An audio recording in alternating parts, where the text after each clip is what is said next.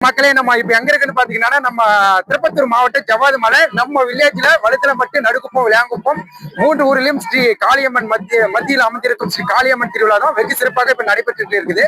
இந்த காளியம்மன் திருவிழா வந்து பாத்தீங்கன்னா பங்குனி உத்திரம், அதாவது ஜவ்வாது மலையிலே மிக பெரிய காளியம்மன் திருவிழான்னா காளியம்மன் ஜவ்வாது மலை காளியம்மன்னாவே இங்கதான் நடத்திட்டு இருக்கு. இங்க பெரியவங்க இருக்கிறாங்க. நம்ம ஜவ்வாது மலையில எப்படி காளியம்மன் திருவிழா எப்படி ப்ரோக்ராம் என்ன இந்த இருந்து என்னென்ன நடக்குது, எத்தனை நாள் நடக்குதுன்றதை கேட்கலாம். உங்க பேர் சொல்லுங்க. மூர்த்திங்களா? நீங்க இதே ஊருக்கு தானுங்களா? இதே ஊருங்க. எப்படி திருவிழா இப்ப எங்க எப்படி ஸ்டார்ட் ஆகுது, காலையில இருந்து என்ன நடந்திருக்கு? ஆனா அந்த பங்குனி உத்திர திருவிழா தான் நம்மளோட வழுதல் மட்டில பங்குனி உத்திர திருவிழா தான் ஆரம்பிக்கிறாங்க. Okay okay. திங்கக்கிழமைன்னா திங்கக்கிழமை அம்மன் கோயில இருந்து திங்கக்கிழமை இருந்து அம்மன் கோயில இருந்து புறப்பட்டு வீட்டுக்கு சன்னதி வருது. நாளை காலையில எப்படி ஒரு 3 மணி ஆயிடும். காலையில இதை இப்ப அழுப்ப விட்டு அவ்வளவுதான். நைட் ஏதாவது ப்ரோக்ராம் இருக்குங்களா? அபிஷேகம் நடைபெறும். அது மாதிரி நைட்டுக்கு தாலாட்டி அது மாதிரி எங்க ஊர்ல நைட்டுக்கு அது கலை நிகழ்ச்சி நடக்குது. Okay okay. சின்ன சிறப்பா. சரி சரி. ஓகே. அது முடிய உடனே விடிய காலம் எல்லாம் நாளை செவ்வாய்க்கிழமை வந்து பூஜை நடைபெறும். Okay okay. காலையில அங்க அது முடிஞ்ச விட ஒரு 3 மணி அளவுல அம்மனுக்கு வந்து அவன் புறப்பட்டு கோயில். எப்படி 3 வில்லேஜ் சொல்றீங்க? 3 வில்லேஜ்ல எப்படி ஒரே மாதிரியே சாமி கிளப்பாங்களா இல்ல எப்படி?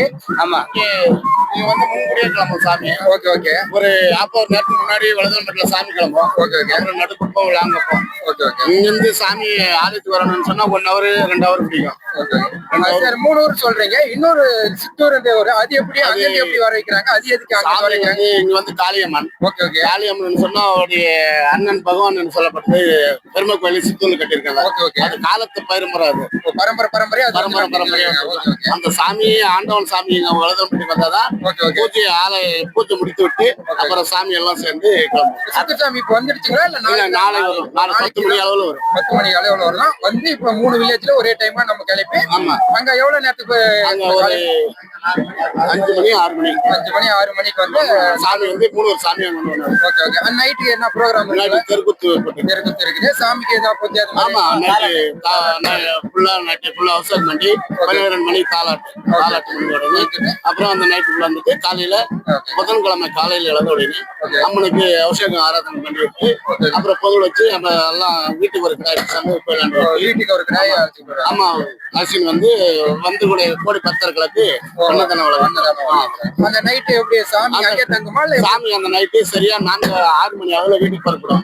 புறப்பட்டு வந்தா 3 ஊர்ல தெருக்கூத்து நாடகம் நடக்கும். அந்த வில்லேஜ்ல தனித்தனியா மட்டும் நடுக்குப்போம் விளாங்கப்போம். Okay okay. இந்த 3 ஊர்ல தெருக்கூத்து நடக்கும்.